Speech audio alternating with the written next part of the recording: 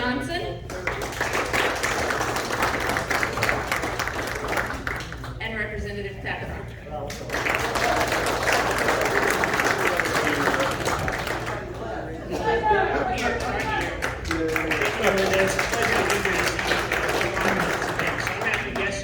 Consultant with the Singularities Group, work with Chris and Echo, so we have a great time there working with all the other candidates. So we're going to go ahead and get started today. I'm going to ask each representative to introduce themselves, tell us what district they represent, their district boundaries, kind of some important committees they're on, and any other important legislation that they really want to get out there. So without further ado, Pat Proctor, you're next. All right. So, I'm Pat Proctor. I serve the people of Leavenworth and Fort Leavenworth in House District 41.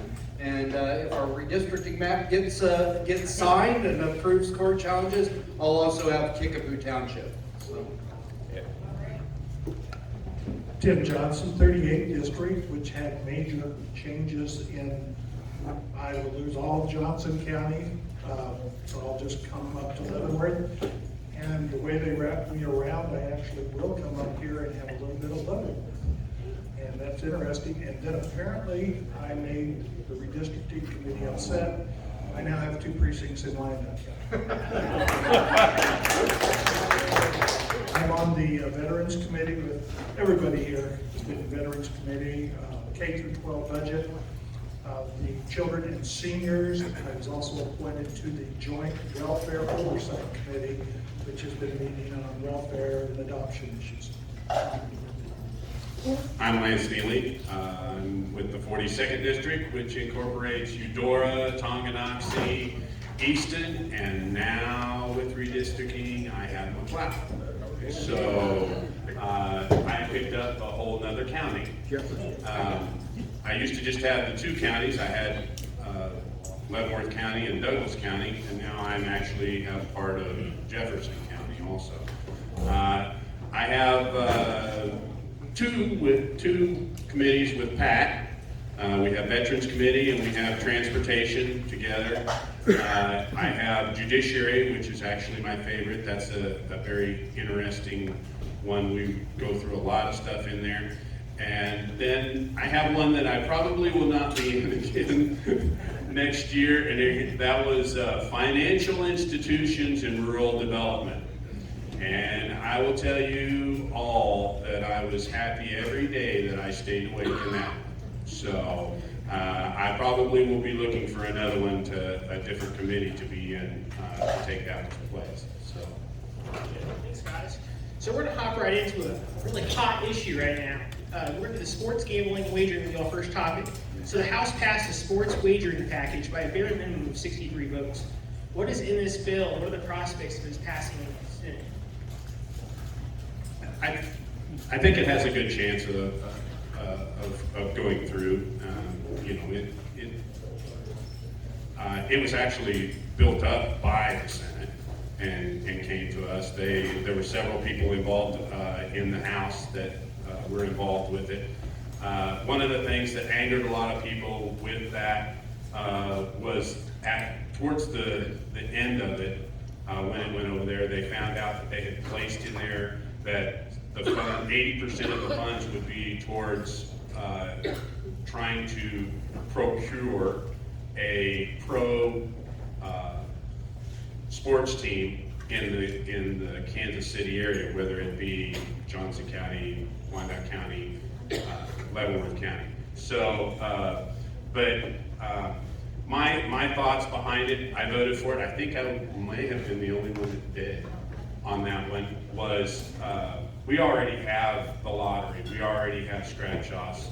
People are already on their phones and they're gambling outside the state of Kansas, and they're actually gambling offshore.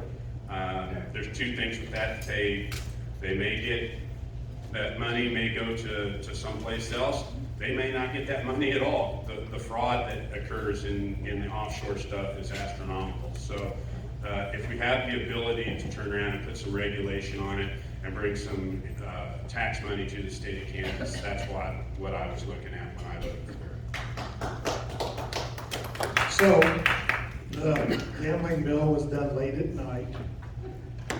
It was a very challenging, I have many of the same thoughts that Lance does. We have very similar views. And I was prepared to vote for it, and then one of my fellow representatives that I have great respect for shared a Bible verse from the well. And I changed my vote to no for the sense of how that gambling can cause problems in people's lives. So I did vote no. I clearly took into consideration one of the teams that they're talking about getting the stadium for are the Chiefs. You do need to understand that. And that's Johnson County wanting to do that. So this is their way to get some money and lure it over there. And that was another reason I feel it's a sneaky way to get us to vote for it. So I did vote no. So I voted no as well, and I'll just start out by saying that I respect people on both sides of this issue, and so I understand why someone can go either way on this, and it split the caucus. Some Republicans voted for, some Republicans voted against. And I'll tell you, I voted against it for two reasons. And the first reason is very personal. We have gambling addiction in our family. We have a family member who struggles with gambling addiction. And there's 65,000 Kansans just like her that struggle with gambling addiction. And I felt like this was just dropping a bomb on that group of people. I heard a number the other day, when we just had the lottery, Kansans were spending under $100 on gambling. Now, I don't know about you, but I don't buy 100 lottery tickets a year, so that probably means that 65,000 was buying an astronomical number, and then everybody else was buying a small number a year. Once we went to casinos, that went up to $650 per Kansan per year. I don't know about you, I haven't set foot in a casino this year, so that 65,000 is dumping their entire livelihood into casinos, and then the rest of us maybe go once in a blue moon. If we now make it possible for people to legally gamble in the state of Kansas on their phone 24/7 a day, that group of people, it's just going to break their back. And so that's the personal reason that I voted against it. Again, I don't fault anybody who did. It's just that was on my heart. But then the other thing, even if you have no issue with gambling, this is going on across states. And states that run gambling through casinos see normally less than 10% of the proceeds. States that run gambling through the lottery system see many times more than that in proceeds to the state. So for me, it was just, even if you didn't have an issue with gambling or with the institution of gambling, it's just a bad deal for Kansas. For me, the way to do it was to do it through the lottery system. There was a lot of money behind this thing because casinos are pulling in billions of dollars, and that's what they wanted. And so that's the bill that we got. We didn't get altered. And that's how it is many times. We get one bill to vote on, and it ain't the bill that that all of us like. Very good, thank you. So the next questions are going to be dealing with the issue of education. So the legislature delved into several important education issues this cycle. So the legislature passed the Parents' Bill of Rights and sent the legislation to the governor's desk. What is this legislation? What are the prospects of it from the law? Okay, I'm on the K through 12 Education Budget Committee, and that started in our committee, and I have never received so much hate mail or emails on anything, and much of it that was sent to me was not from my district. In fact, only one or two maybe, or negatives. This was coming from either out of state or from Wichita or Kansas City, Kansas, and they were so strong against it. But in truth, I know for a fact, because I am a teacher. I'm still a teacher. I'm licensed. I taught in the fall last year in a Lutheran school, donated my time, but I've taught. I know what's been going on in schools. I have seen it. I will tell you one of the things that happened with my daughter in the Shawnee Mission schools. A teacher came in, I think this was 3rd grade, brought in rainbow t-shirts and was talking to those young students about it's okay to express yourself and be friends with the same sex and stuff like that. And when my daughter and a couple other ladies went to the school board, they were told, well, she has a right to express herself. This is fact. And then when they said, well, what if we brought t-shirts with a cross on it and talked about Jesus, would we be able to do? No, that's prohibited. Her kids are now in a Lutheran private school. And I'm going to tell you, not everybody can do that. She took an extra job to keep her kids in a school. If we don't have a Bill of Rights for the parents that make things so they can be examined, I'm not real pleased with what happened in the Leavenworth district with a couple of books that will be in, and I've taught language arts, and the book that was shared is not literary merit. So we have a right as parents to know what's going to come out there. And if not, then we need to pull the kids out of the public schools and let the money follow the kids. And that's just the way it should be.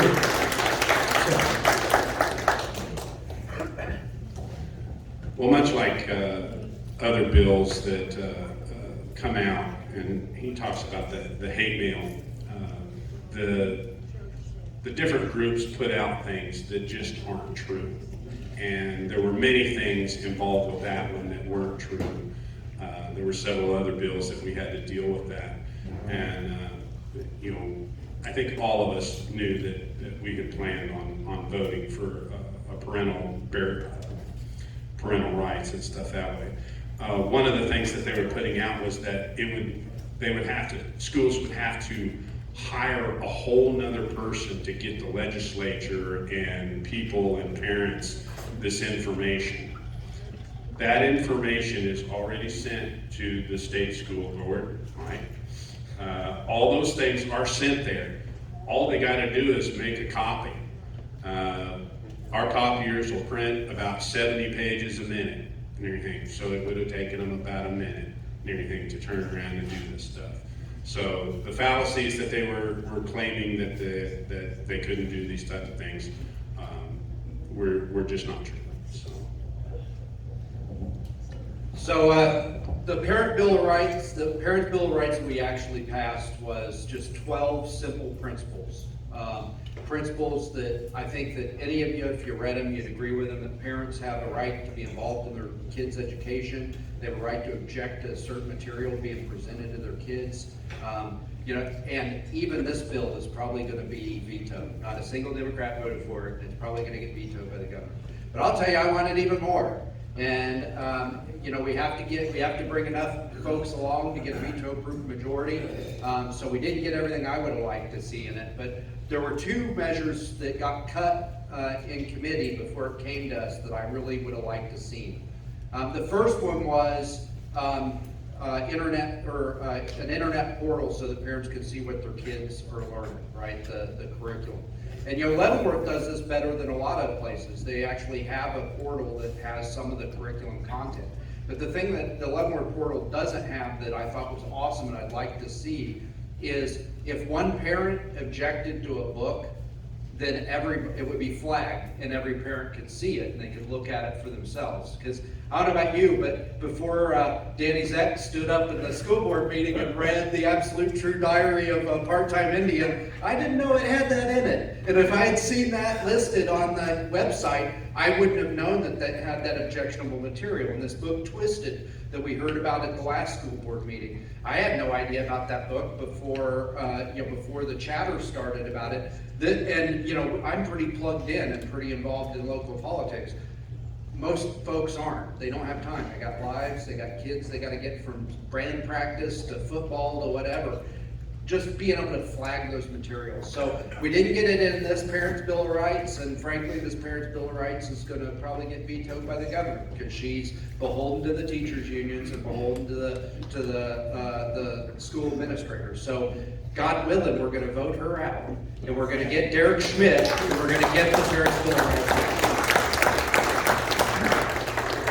Staying on the subject of schools, the Fairness in Women's Sports Act passed both the Houses and the Senate and went to the governor's desk. What is in this legislation and what are its prospects of becoming law?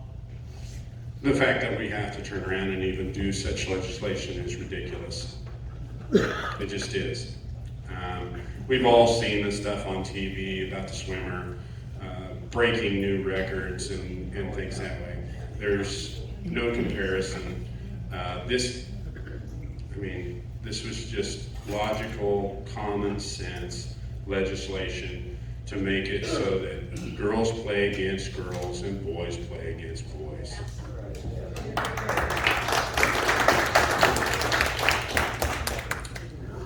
Ditto. Now I'm going to switch just a little from just that bill. Lance and I and Pat were part of a very simple bill this year. We would like to see 15-year-olds with a restricted driver's license who are legally able to drive to school and to work also be able to drive to church. Now that seems pretty simple. You've passed the test, you're already good enough to be able to drive to school, sporting events. So several of us signed on.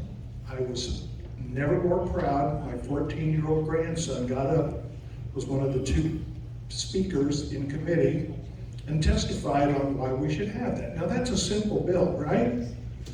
Pretty simple. It was attacked by the LGBTQ group who kept it from coming to the floor because they said they were going to put an amendment on our little simple bill that would require the Kansas Department of Revenue to use an X instead of sex if someone so decided to put their gender on that, in that form. Okay. So the leadership, rather than have a big fight on the floor, which then becomes fodder for the public, they held it. We managed to bring it back through committee, through a committee conference, and it came to the floor. And in fact, they came running to the well, and all the Democrats voted against our bill when they didn't get, because every Republican voted against the amendment to allow them to put X's on driver's license. He's from Chicago, he voted twice. Good for you, Lance. And as I looked over at some of those people, they wouldn't make eye contact with me. That's my grandkid. All I want him to be able to do, his dad's gone. His dad's in the army, he's gone. So grandpa and grandma have to go get them and take them to church. He worked hard to get his driver's license restricted, why not? It's all about this agenda that we have to accept it, and they just keep pounding on us with it, and I resent that. So that's some of the stuff that's going on.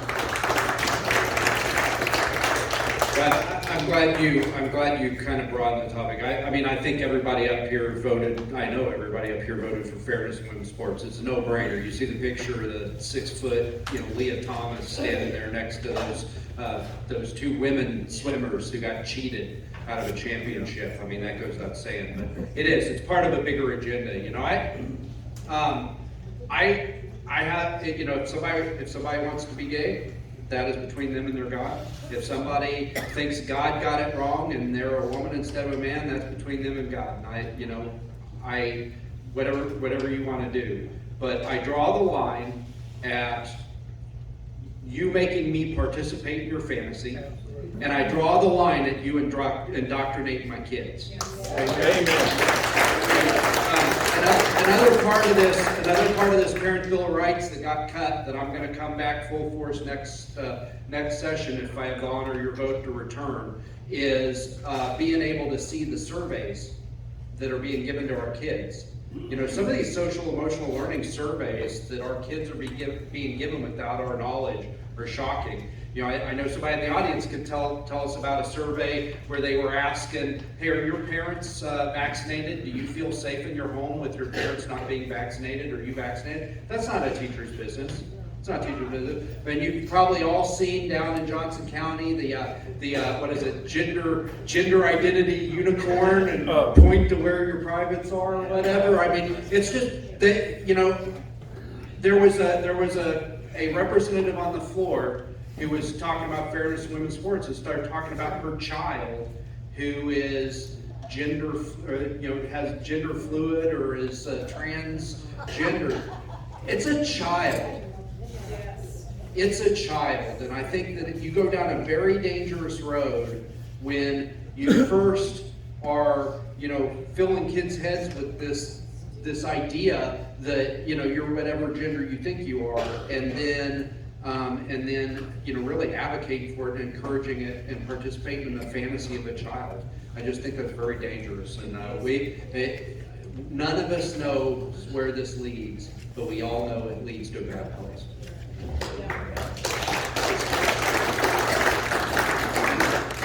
All right, so we're going to head on to the subject of taxes now. The legislature considered several tax proposals this year to cut the food sales tax and other property taxes. Sorry. So the legislature considered several propositions to reform taxes, whether it's sales taxes, property taxes this year. Can you kind of talk about some of the property tax reforms that were enacted? I know you passed a 29 bill package. Was it Friday night? That was a late night for you guys. Yeah. So, well, I'll tell you, the state had just about a $3 billion tax, quote unquote, windfall in the last year.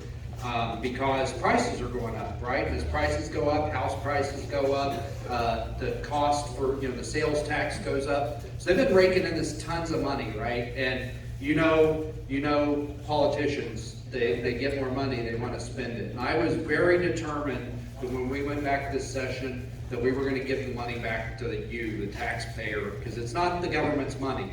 It's your money. It's our money as citizens of the state of Kansas.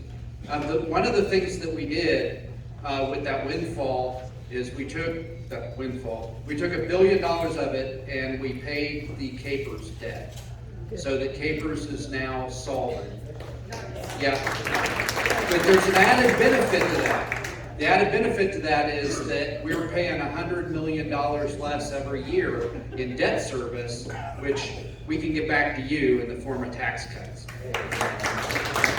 So, as Matt said, we passed a whole stack of tax bills, and you've got them there, so I'm not going to go through all of them. But basically, to reduce the tax burden, to put more money in your pockets so that you can combat this inflation yourself by having more money to pay for the goods and services that are going up. And we're not done. There's another tax package that will probably come back on April 25th and look at, including the historic tax credit to revitalize downtowns that I sponsored along with these gentlemen that I'm very excited about. But that money's going back to you, or they're spending it over my dead body. House Bill 2239 was the big tax bill. 29 total bills were bundled in the final 2 days. And I tell you, it was very difficult trying to keep up on them. But there was one that I did watch very closely.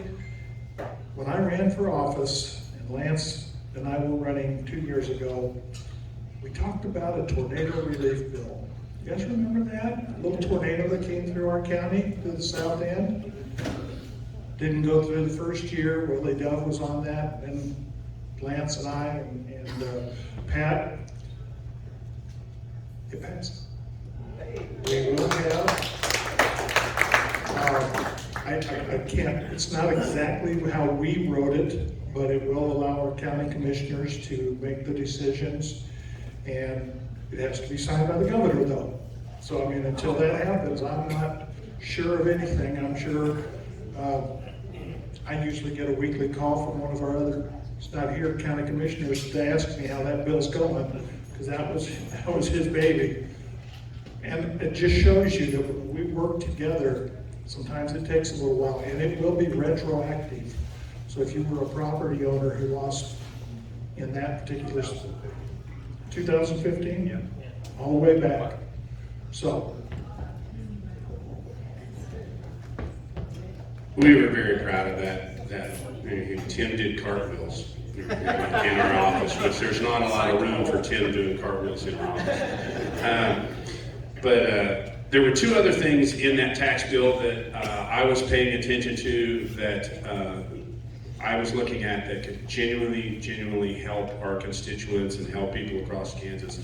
And the first one being that they're going to freeze people over 65, their taxes if you make 50,000 or under, they would freeze your taxes so that it wouldn't continue to rise and stuff happening.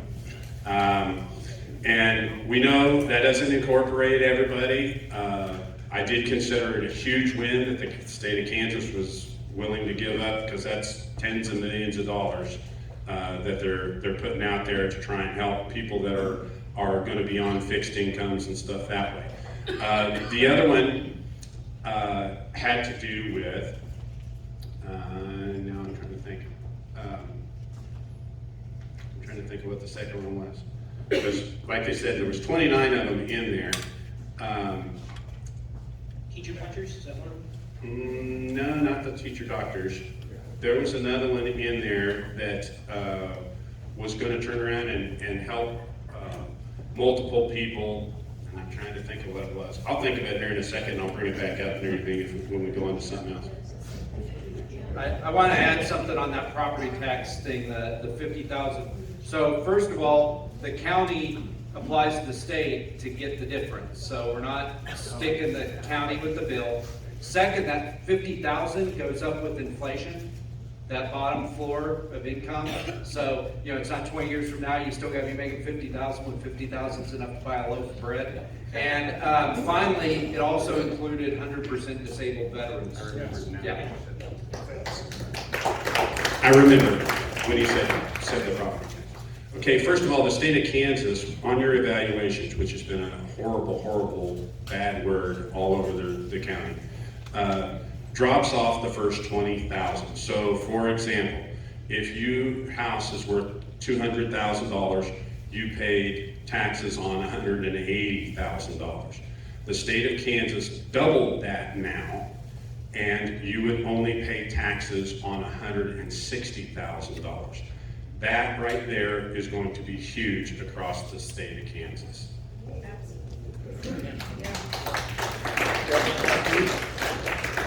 All right, the next one. All right. Can I ask a question?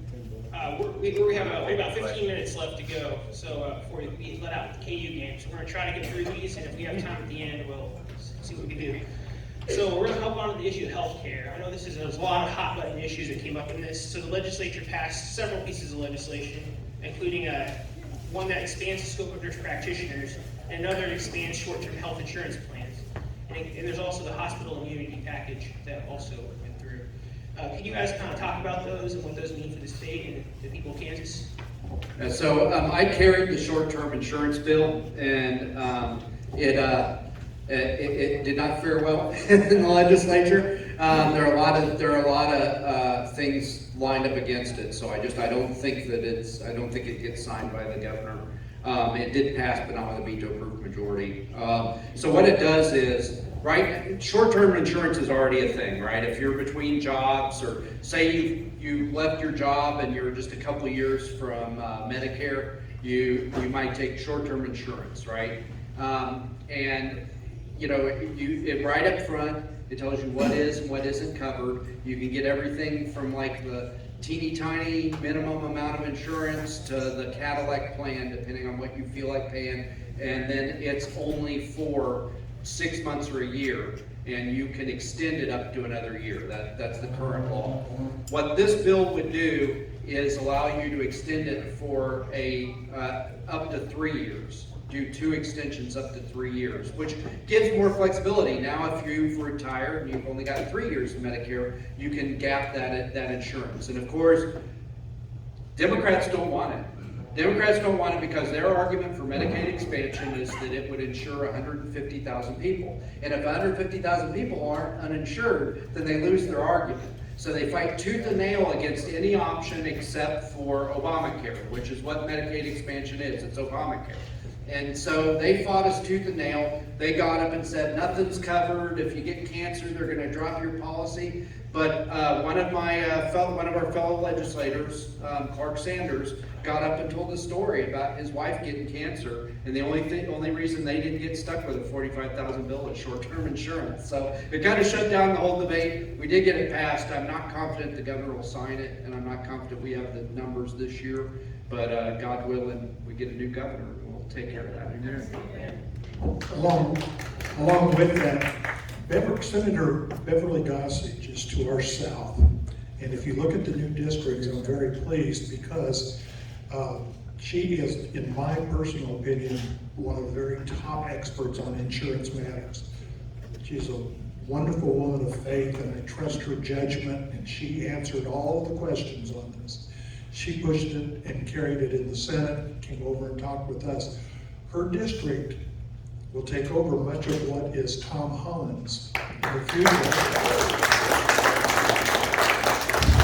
And will come up all the way into Leavenworth County in places, I believe, State Avenue in some areas, Tonganoxie. She'll be my senator. She'll be my senator. Yes, and so Tom Holland will be fading. And so then you're sending me to my new home. I've moved, folks. I live just off K7 Leavenworth Road. Wife and I downsized. I no longer have children running in and out of my house. It is so wonderful, finally. Oh, man. So I have a new senator with the way the districts came south. My favorite senator from Leavenworth. I was so much happier the way it was going to be. Anyway, the Senate districts are going to be modified, but so I really trusted Beverly Gossage on this particular issue. Okay, I won't have time to go into everything on this, what they called the hospital immunity bill. But it should not have been called that, because that, once again, brought up fallacies that didn't actually exist. We had already passed that at the beginning of the pandemic. And basically, when this came up, all we were doing was changing the date. It was sunsetting, so we were moving the date to another time. What it did is it gave hospitals immunity from prosecution if you went into the hospital and you developed COVID, okay? And they were following COVID protocols, okay? So, because there were lawsuits already stemming from that, and the example that I like to use is if you sent your kid to school and they got COVID, did you sue the school? No, you did not. That's all it did. It did not turn around and give them malpractice where they were not going to get sued against malpractice or anything along those lines. It did not do that. And those are the type of fallacies when they put out things like that. They try and get you to believe those things. That bill was, all it was changing a date. And all of a sudden it blew out of control. But in that bill were put two other bills. And those two bills I worked on in judiciary. One of them had to do with assaulting a healthcare worker. I listened over and over to nurses and doctors that had been assaulted. 3 out of 4 nurses in the last 2 years have been assaulted. It was sad, and it angered me. And when I got out of there, I was mad. Okay? So that bill was put in there, and it was very important to me that the penalties for assaulting a healthcare worker be raised. The second one, I didn't feel like really did a whole lot of anything, and it was interference with a hospital. So if you came in and acted a fool, and you made it so that the hospital, the doctors, the nurses could not do their job, that the penalties on that would be raised. They can already call and have you arrested just like that for trespassing. So to me, it didn't do a whole lot or anything, but it made them feel better and stuff to bring it to light that this is occurring. So, but all 3 of those bills were put into one bill, and so therefore that became very important. I worked very hard with the hospital association in order to get some additional penalties for assaulting our nurses and doctors. I would just also mention, when that bill came out on its own, I was one of the original co-sponsors because I felt it was so important. And I think I shared it to you, didn't I? And then the more people heard about it, the more that bill came through. I don't want to leave the topic without mentioning the APRN thing real quick, because Judy Beck is one of the great APRNs right here in Leavenworth County. I'm so glad that we finally got that done. It was always a battle because doctors were concerned, wanted more control. But I'll tell you, there aren't enough doctors. We just lost our hospital, Cushing Hospital here in Leavenworth, and there are very few healthcare options. You cannot have a baby in Leavenworth anymore. You can't have an MRI in Leavenworth anymore. So anything we can do to get more medical professionals taking care of our neighbors here in Leavenworth is a net positive. And we heard horror stories, about the one case in a million where the nurse didn't have the technical skill to treat something, but the story always ended with the doctor was called and the doctor took care of it. So ideally we would have doctors all over the place. We'd have, you would be able to swing a cat without hitting a doctor, but that's not the world we live in right now. And people need health care not now, here, not in the future in utopia. So I was very glad that we finally got that across the line. It's been 6 years trying to get it. So our next question deals with another hot button issue in the news. The Apex Tax Incentive Bill, which stands for Attracting Powerful Economic Expansion Act, was a big issue in the news, where we had this mystery company coming in it was valued at about $4 billion, but the legislature passed a $1.3 billion tax incentive package. So legislature, can you talk about what was in that package and what the status is on that project right now? Yeah. So you pretty much summed it up.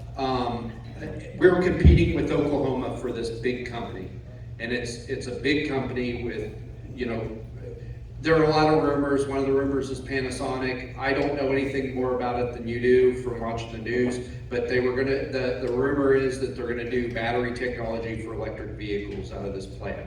And not only is there the big plant, there's all these supplier plants that would build up around it, right? It's tough for me because I'm a free market guy, and I think you don't pick winners or losers. But I told the people of Leavenworth that I was going to fight every day. My number one priority is going to be bringing jobs and opportunity back to Leavenworth. And here we are with this huge company with thousands of jobs that we have a chance to get to come to Kansas instead of go to another state.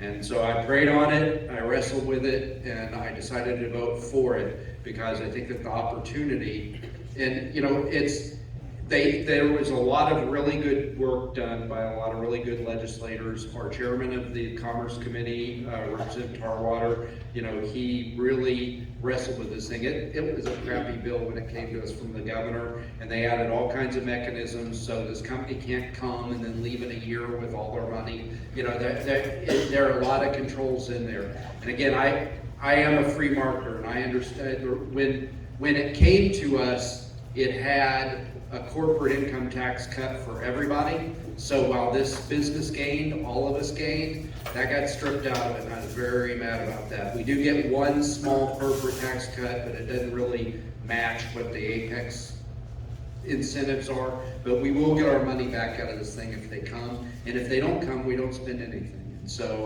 like I said, I wrestled with it, but I think on balance, it's going to be good for Leavenworth if they come here.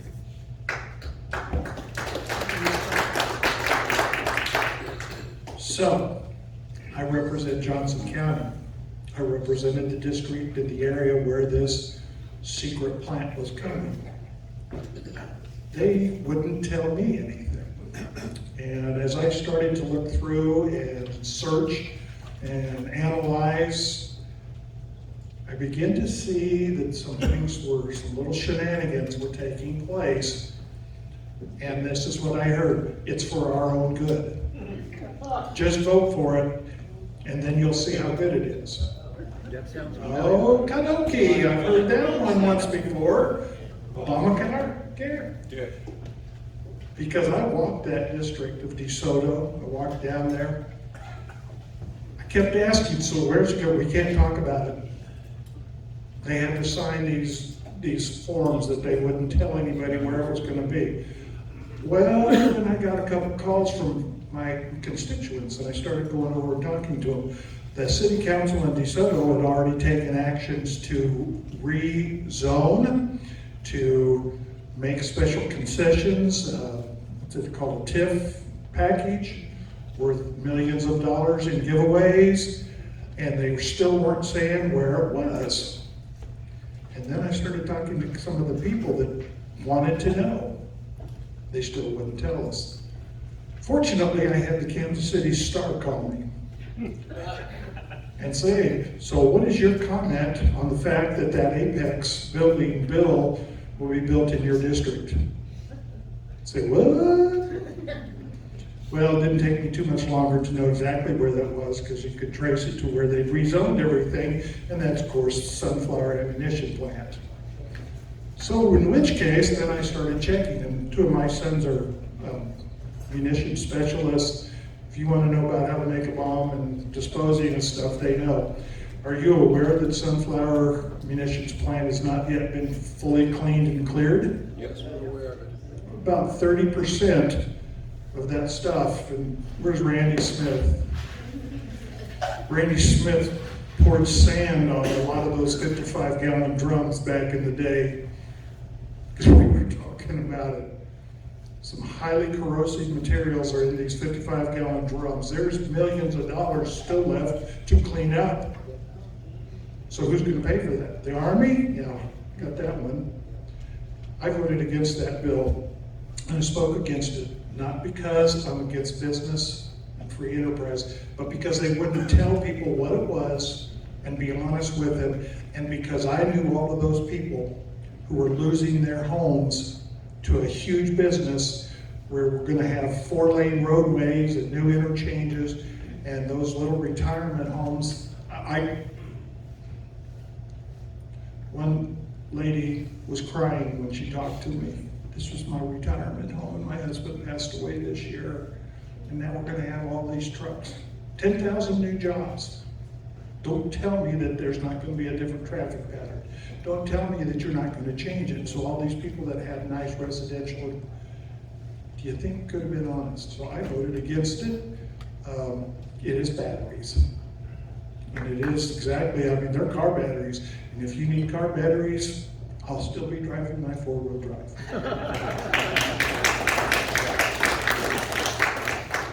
Well, I come from Tonganoxie, and when you speak of Tonganoxie to people around, you get Tyson. This thing came in with Tyson smelled all over it. It smelled like a chicken.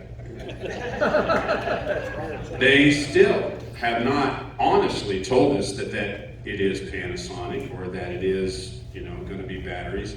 So it was the quintessential, let's vote on it to find out what's in it. No way. I'm not going to do that. The other things that were in that bill were so crazy that I wouldn't have voted for it for the fact that they weren't going to tell us what it was. But we were going to have to pay 10% of the salaries of those employees for the first 10 years. They didn't tell everybody that. That wasn't in the Kansas City Star. I guarantee you it wasn't in there because I looked. And I hate reading the Star. There were other things like Tim talked about. Most of that's 2-lane road going in there. It's a 2-lane road going into my district, into Eudora. You are not going to put 4,000 people on that road over and over again and tell me that they're not going to widen that road, they're not going to build a highway, going to 10 highway straight out of there. There were many things that were going to cost more on top of the billions of dollars they were already talking about. So there was no way I was going to vote for it, and if I could have, on that one, I would have voted twice against it too. Thanks, folks. So, Real quick, I'm sorry, I don't mean to interrupt you. So I agree with a lot of things these guys are saying here. I think, Leavenworth County, we got to figure some stuff out. We got up here in Leavenworth, where I live, 8,600 people who are either unemployed or underemployed. And down in Tonganoxie and Basehor and some of the more rural areas of the county, we got folks who moved to get away from town, who want to maintain the rural character of our county. But growing's happening. Kansas City is growing out this way. We're gonna get a new bridge, and there's been plans on books for a long time for a route from that bridge all the way down to the highway. And that's gonna bring development. So I think I agree with everything that both of my colleagues here said, but we gotta figure this out because it's coming.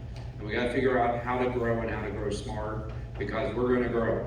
And if we don't make a decision, it'll just happen however it happens without us having to say it. Very good. All right, so we want to get you guys the KU game as soon as possible. I want to make sure to give you all a chance.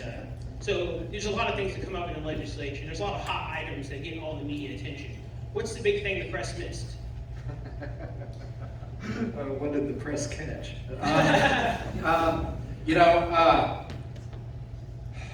Gosh. Sandhill plums. Yeah. Yeah, the state fruit is now Sandhill plums, so yeah, there you go. Now, there are all these hot button issues that dominate the headlines, and it's even more so in an election year, right? Because everybody's building ammo for that, going door to door and saying, I voted for, or I voted against. But I'll tell you what, the gentleman I sit up here with and the Republican caucus that I serve with in the House, I have been very, very impressed with just how disciplined they've been over the last year. Because like I said, we've got a $3 billion bank account, right? Surplus, windfall, your money taken from you, and there were a lot of ways it could have went. It could have been a steamroll of tax bills on the floor. It could have been a steamroll of, everybody's pet project getting funded. But I think that the leadership and also the caucus was very disciplined about making sure that we were being fiscally responsible. We were paying down that CAPERS debt. We were transforming that one-time money into every year money so that we could give it in a responsible way back to the citizens of Kansas to take care of their families and combat this crippling inflation that we're facing right now. And I'm really proud that I was a part of that caucus this year. Real quick, I brought with me a couple packets of what was done this last week or so, and I will leave them on the table if anybody wants to come get them. It's like 8 pages of bills that got done in a week, and you might find that of interest. I don't have time to stay for that. Next thing I want to share, something I think the press missed, is I found so many of my fellow representatives to be people of faith.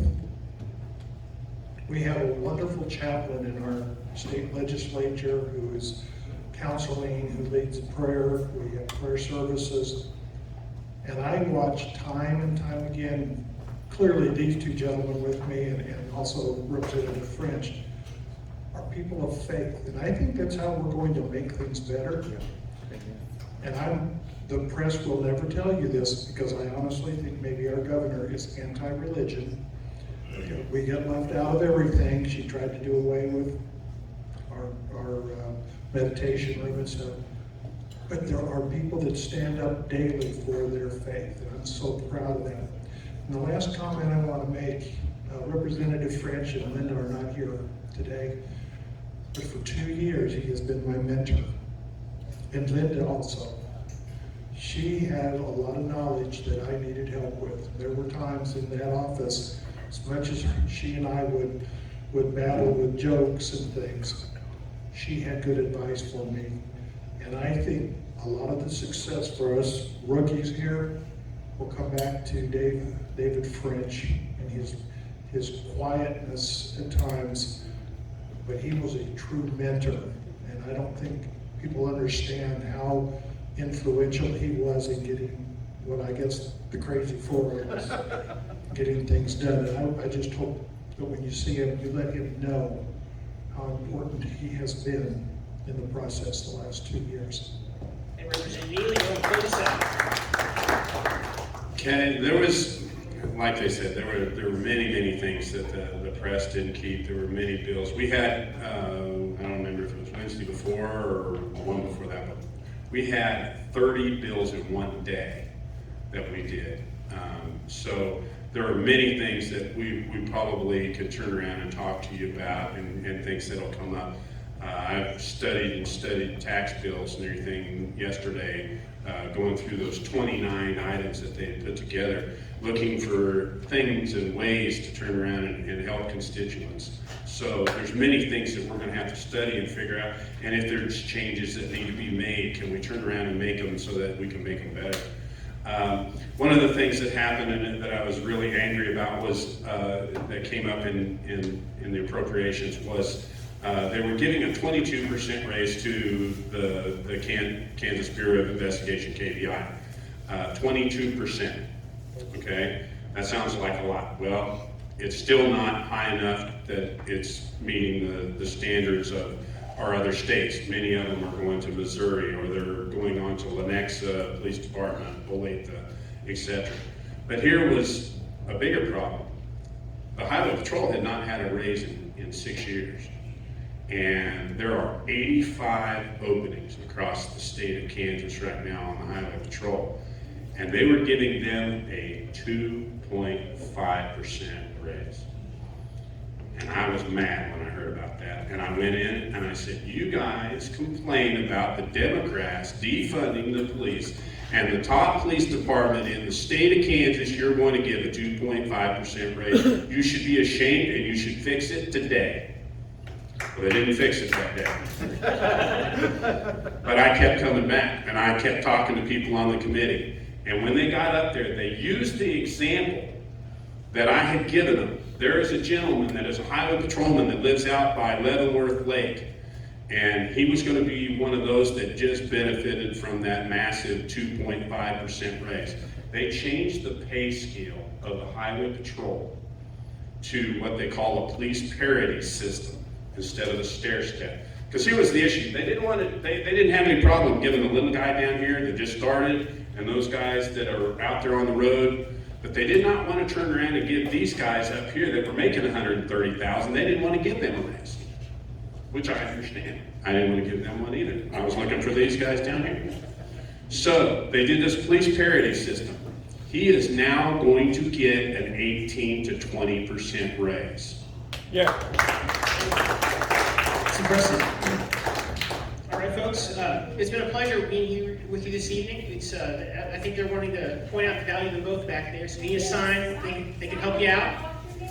All right, before we close, yes, it's very important. Before we close, let's give our legislators one big round of applause for their efforts.